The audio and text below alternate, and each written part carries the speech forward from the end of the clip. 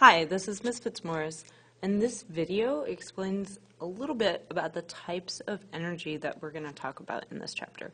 So we're going to talk a little bit about these questions. So what is energy? What are the main types of energy and the associated equations? And what I want you to be able to do is look at a situation, read about a situation, and identify what types of energy are present over time, as time changes. Okay, so what is energy? And this is a really tough question because the answer that most scientists will tell you is, we don't know. Okay, it's something that's conserved.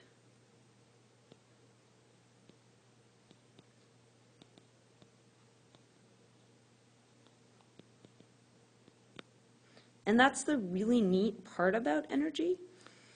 Okay, we have a couple of different formulas for it, and we notice that it can change into different types, but the total amount will stay the same. And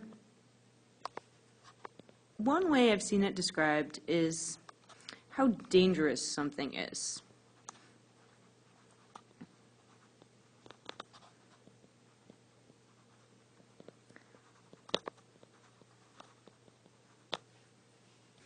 And that might not be a really satisfying scientific answer, but if you went and you asked, PhD physicists who are doing research on string theory or dark matter, they would tell you about the same thing. We don't really know what energy is, but it's really cool that the things that we call energy are conserved. Okay? What we can talk about in a more concrete way are the types of energy. Okay, so there are two main types of energy. These are kinetic energy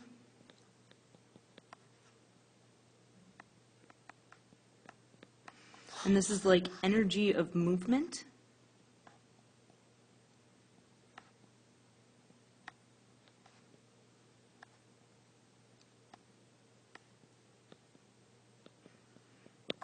Okay, and this is really like any kind of movement, big or small. So like physical objects, a bike moving has kinetic energy, but also microscopic movement, so like molecules moving around, because they are also physical objects that have energy. Okay, so that's kinetic energy. That's our first main type. The other type is potential energy.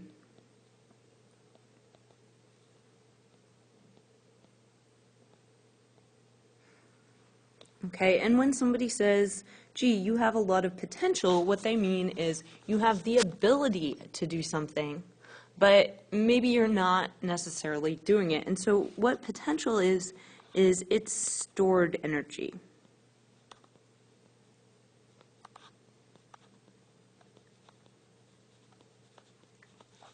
Okay, and every type of stored energy, so hopefully you've heard about both of these types of energy, either from chemistry or some other science class. But one thing that maybe you hadn't heard before is that every type of potential energy is associated with a force.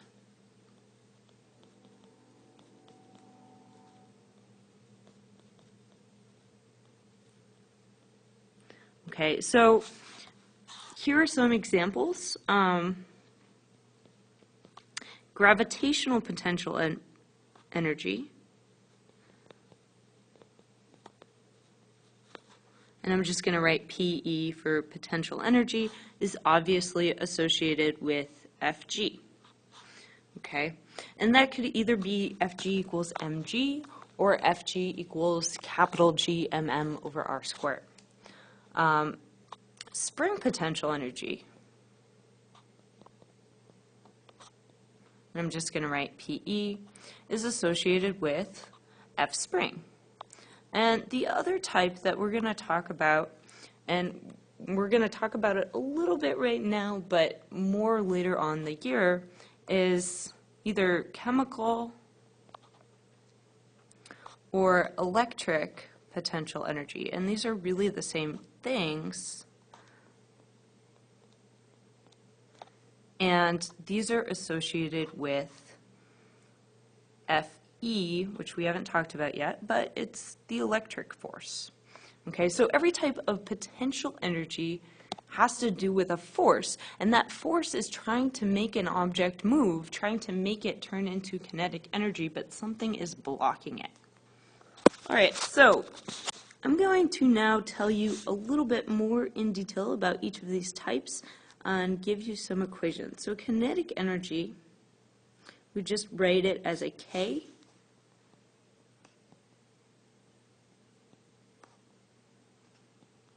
And kinetic energy of a large object is equal to 1/2 m.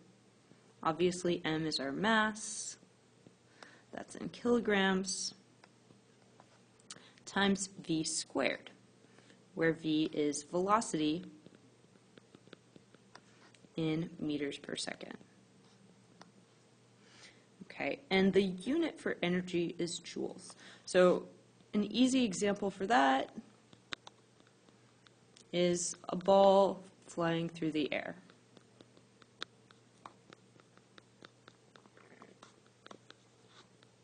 Okay, the movement of that ball gives it kinetic energy.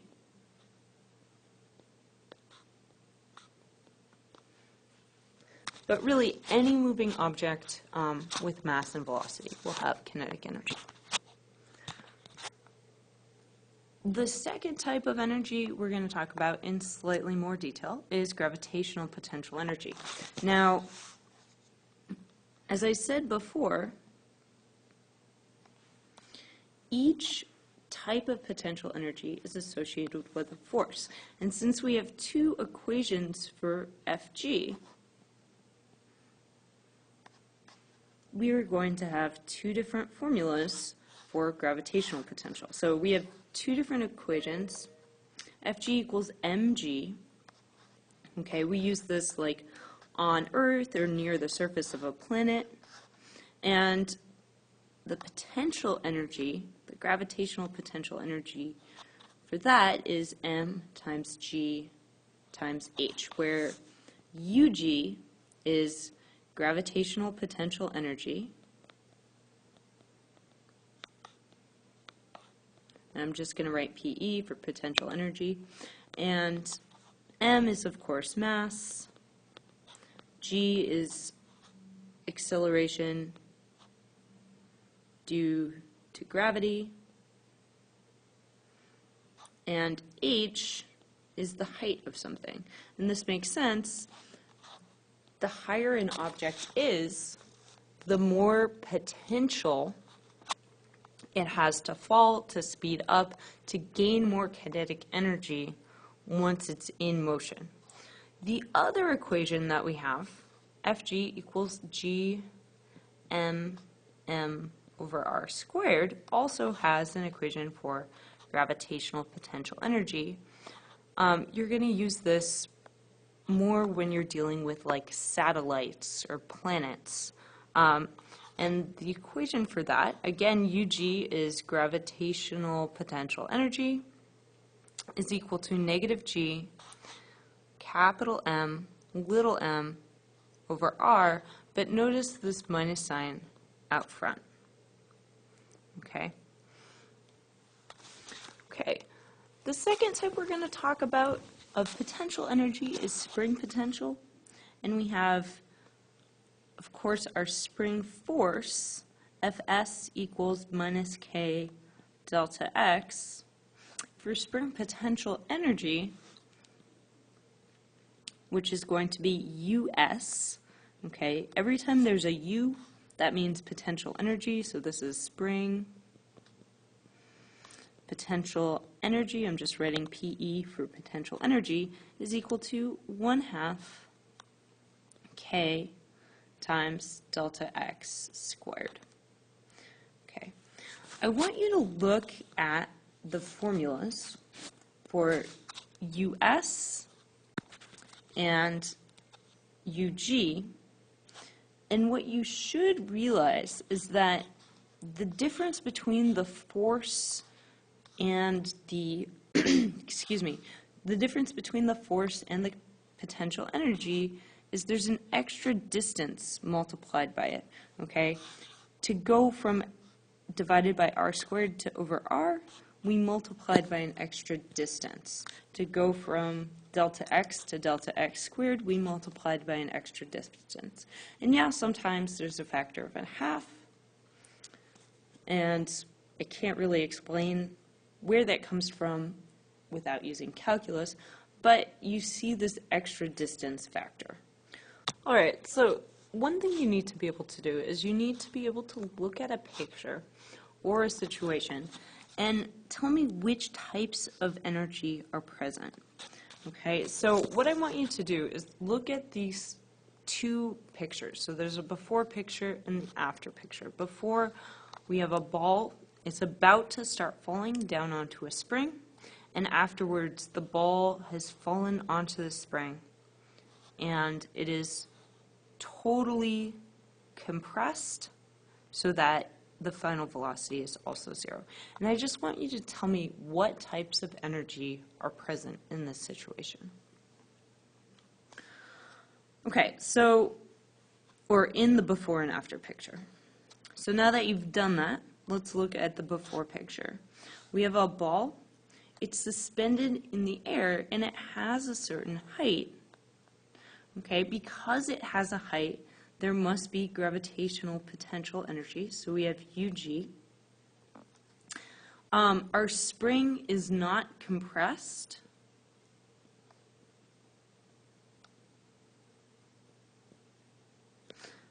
So we know that delta x is equal to 0 for our spring. So we know that US is equal to 0.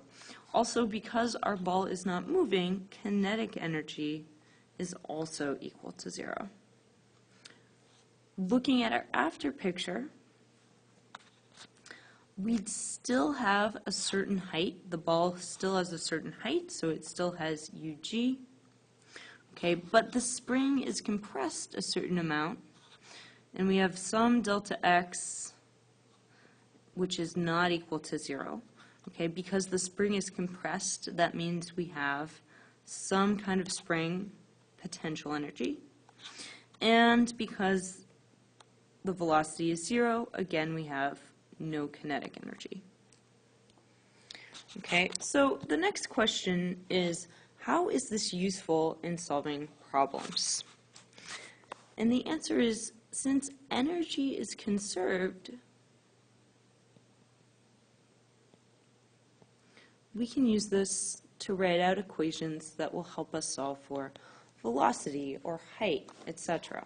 So energy is conserved, and what that means, kind of like in momentum, is that if you add up all the energy in the beginning, so we have sigma E naught, we're adding up all the energy in the beginning,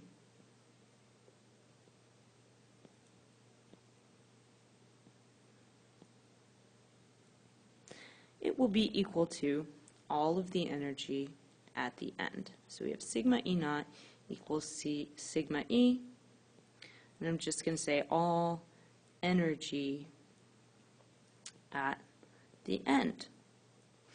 Okay, so what does that look like in terms of our last example? And I'm going to show that out. So I'm going to redraw this picture really quickly, and then we're going to write out our conservation of energy equation. Okay, so this is our picture, and remember that we said at the beginning we had only gravitational potential. At the end we had gravitational and spring potential. Nowhere in the middle did we have kinetic energy. And so I'm going to write out conservation of energy, so sigma E naught equals sigma E.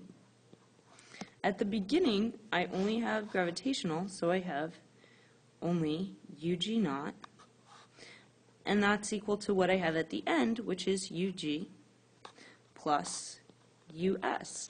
And now, kind of like I did in forces, I'm going to fill in the equations underneath UG naught and UG and US.